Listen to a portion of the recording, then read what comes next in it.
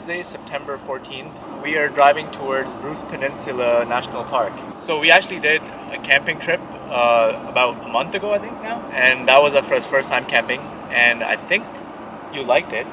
Yeah, I really did, yeah. Yeah. So last time, if you remember, we were discussing how Afra might not like camping. So it turns out it was not our first and last camping trip together. There's gonna be more. Yeah, so initially for this one we actually booked a campsite, but we were lucky enough to find a yurt that was available. If you don't know what a yurt is, we'll show you what it is. It's basically a open structure. It's better than a tent, essentially. You have a bed. It's like an enclosed kind of space, and you have like a sunroof on the top. You have a bed. There's a heater, kind of like glamping, but not really glamping. So it's good because it's almost fall here and it's cold. So we'll have a shelter at least that'll keep us warm, and a heater as well.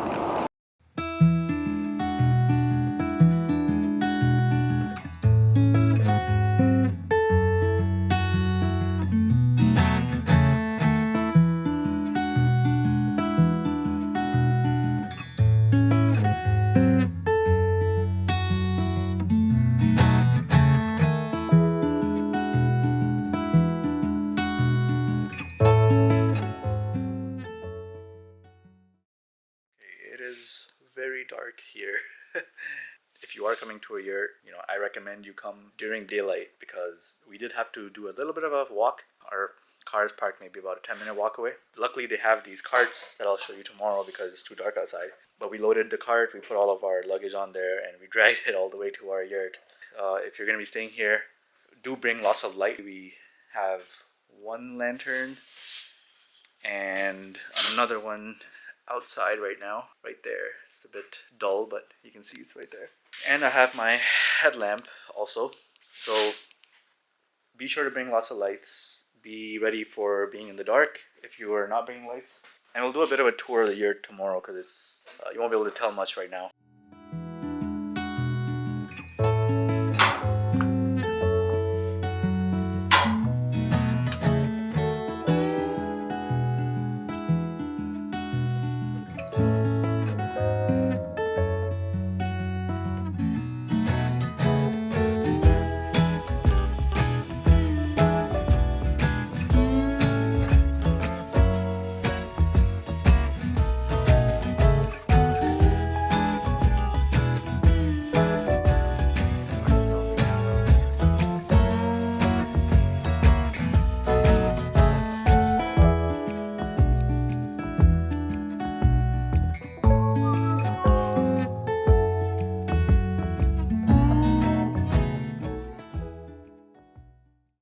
It's about 6:30 a.m. right now, and it's right about sunrise right now.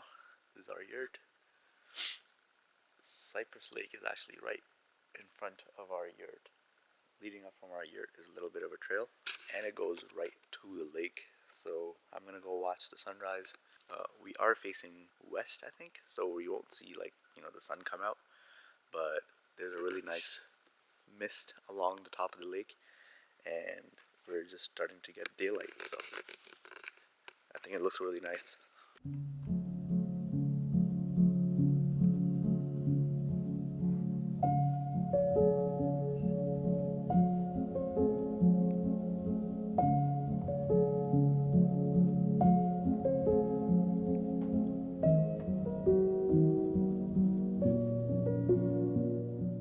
And it looks like the sun is just about to break the horizon, and it is so peaceful out here. It's so quiet. It's really nice to see birds and animals on the lake. So every now and then you see them break through the fog, and you'll just see them flying across the water. I'm trying to capture it on camera, but I just can't time it well.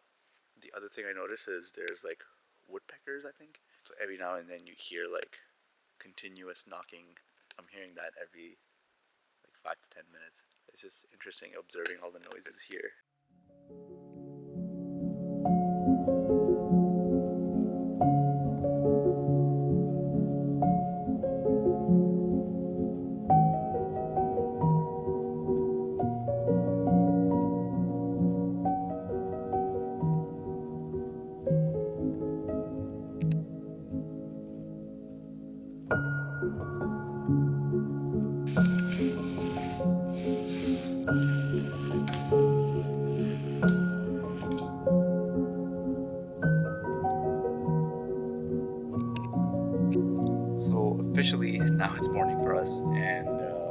Yeah, we went to the comfort stations, took a shower, used the facilities, and now we're back at our yurt.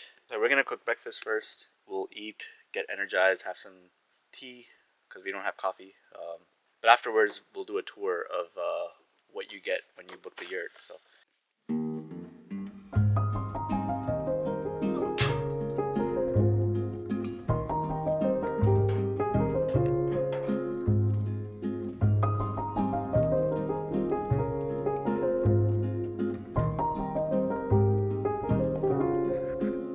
So we've had breakfast and now we're actually ready to go out and explore the park. Plan is to go to the grotto, so we're gonna check out the park a little bit, see what's around here. But before that, I'll just do a quick walkthrough of what you get when you book a yurt. On the outside, you have a pretty decent sized patio.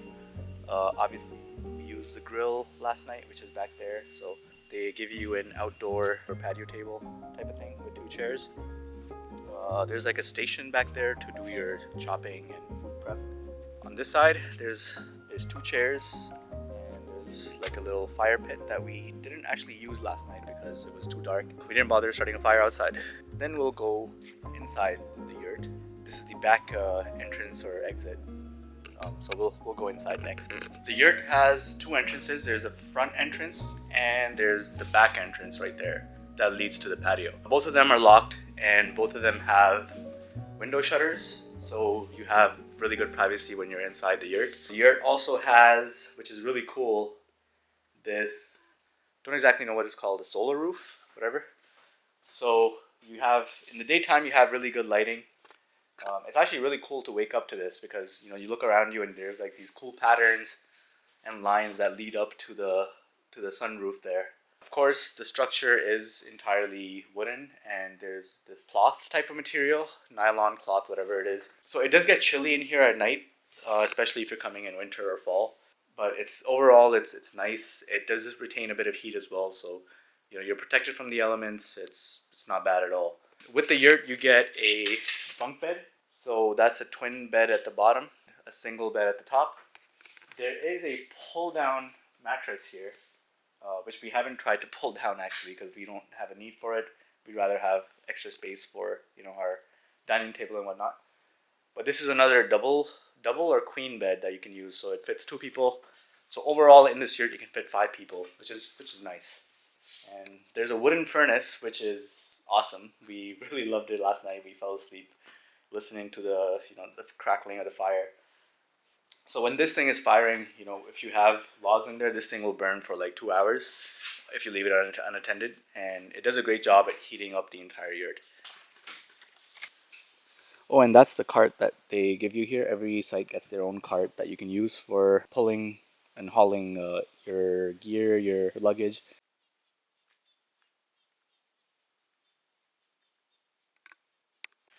Okay, our first activity for today is to go to the grotto.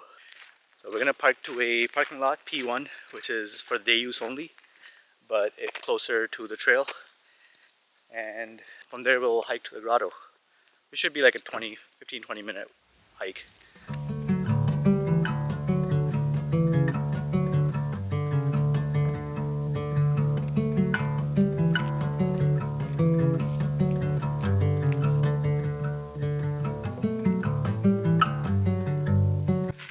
Last time I came to the grotto and to Bruce Peninsula was in 2021, and I came in October actually, and it was freezing. It was really cold. The winds were really strong. Now I was bundled up. I had my jacket, had my winter hat and everything, so it's a lot more pleasant today.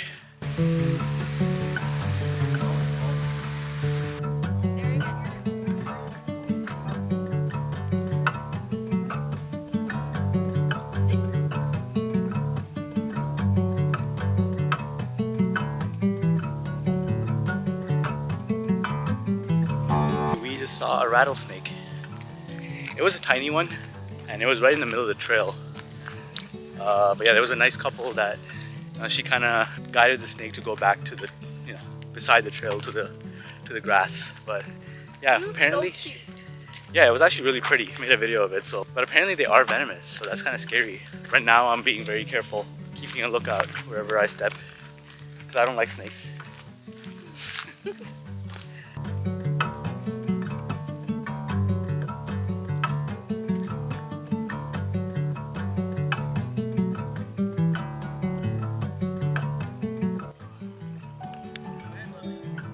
at our first stop, which is, I think this is called Indian Head.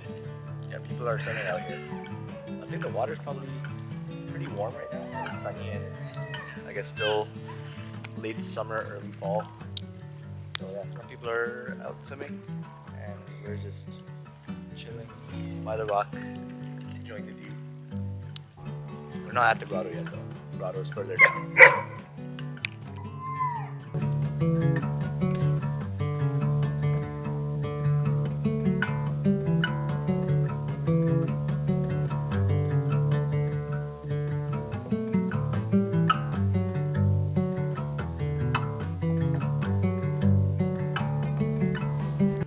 Alright, we made it to the grotto right there.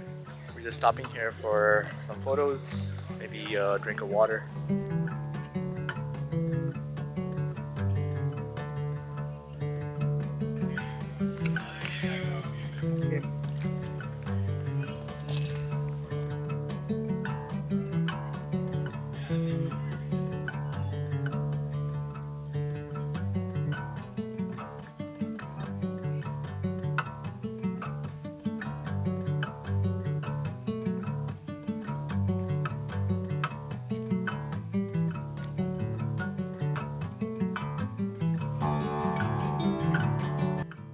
Alright, we are done hiking. I think I told you it's like a 15-minute walk, which probably was not accurate. It was probably close to like 30-45-minute walk. There's not much elevation gain or elevation whatever. But to get to the grotto, it's not bad. It's more like very smooth, and then after you get to the grotto, or to go down the grotto, and then after that, it's very rocky. Yeah. So that kind of slows down the process. The hike itself is like shouldn't be that long, but because there's so many rocks and stuff, it does slow down the hike. So yeah, but it was fun. Yeah, we didn't go past the grotto. Last time I came here, you could go like all the way further. Like, We did a little bit, like 5 minutes. we did like a little bit, yeah. Like But 5 minutes in. there's but a place called Overhanging Cliff, and you kind of have to go down like a cave to get to it. And it's like a rocky ledge that you can like go under. It's cool. This is another 30 minutes. That would be like an hour and a half, I would say, in total. Yeah, I think next up we're gonna probably drive to Tobermory, maybe grab drinks or like ice cream maybe. And we also need to get firewood. So we're not gonna get firewood from the park because the park ranger told us that their wood, people have complained that it's wet. Usually people sell firewood like off their driveways, as you already saw. So we'll try to find something.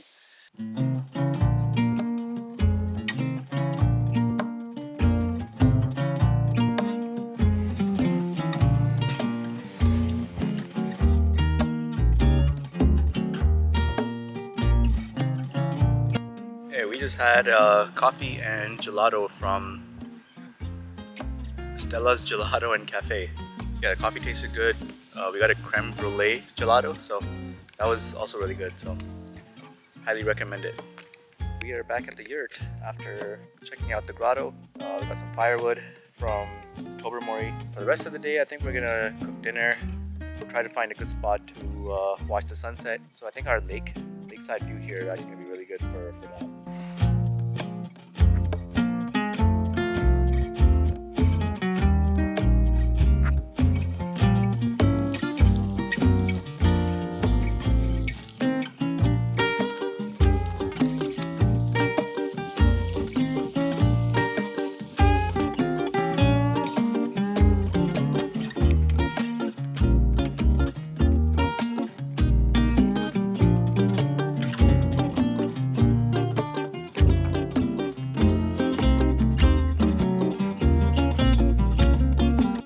Dinner, and the last thing that we wanted to do today was catch a really good sunset. We came to a place called Singing Sands Beach to catch the sunset, and this looks like a pretty nice spot. Behind us is the sunset. The sun is setting right now. Yeah, we're setting up our picnic mat and we're just gonna watch the sunset.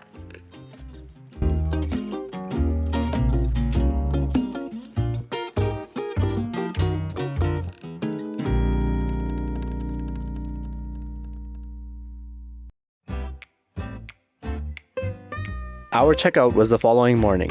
We packed our bags and headed on our way home. But before ending our trip, we went to the park visitor center.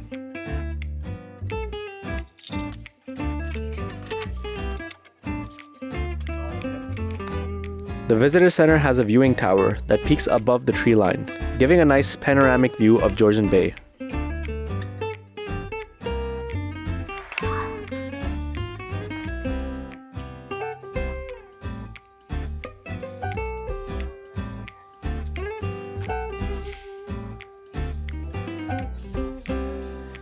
The visitor center also has lots of interesting historical artifacts that reflect on the rich history of Tobermory and the Bruce Peninsula.